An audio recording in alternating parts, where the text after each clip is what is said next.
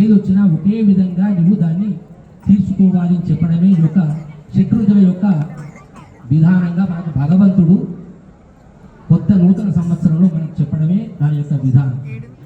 ముఖ్యంగా పరాభవనామ సంవత్సరం అంటే ఓహో దీనికి ఏదో పరాభవం అనేటువంటిది మనం ఆలోచిస్తుంటాం. కానీ మనకు ధర్మ సంస్థాపన, ధర్మాన్ని రక్షించేవానికి జయము, అధర్మంగా నడిచేవానికి పరాభవమే జరిగేటువంటిది.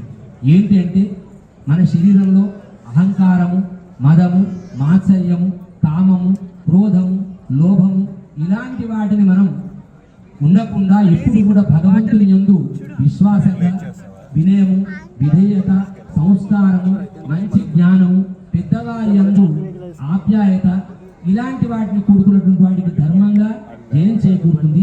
మన శరీరంలో నుండి అహంకార, మదమాత్సర్యములు ఇలాగే కామక్రోధ మోహాలకు మనం కనుక దానికి అవలంబించినట్టయితే పరాభవంతో అది పరాభవ సంవత్సరంగా మనకు అది ఉంటుంది. కాబట్టి మనకు ధర్మాన్ని ఎప్పుడు కూడా ఆచరించి ధర్మ మార్గంలో నడిచేవానికి మనకెప్పుడు కూడా విశ్వాసులాగానే ఈ పరాభవం కూడా మనకు అందిస్తుంది.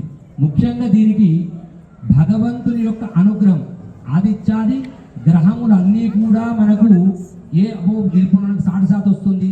శనిగ్రహం బాగలేదు, కుజగ్రహం బాగలేదు, ఇలా అనుకున్న దానికంటే భగవంతుని యొక్క ఆరాధన, భగవంతుని యొక్క ధ్యానం దీని కనుక మనం ఆచరించినట్టయితే ఏకాదశస్తే గోవింద కింకుర్వంతి నవగ్రహ అన్నట్టుగా ఈ పరాభవనామ సంవత్సరం కూడా చక్కని విజయాలతోనే మనకు పరంపరగా జరుగుతుంది.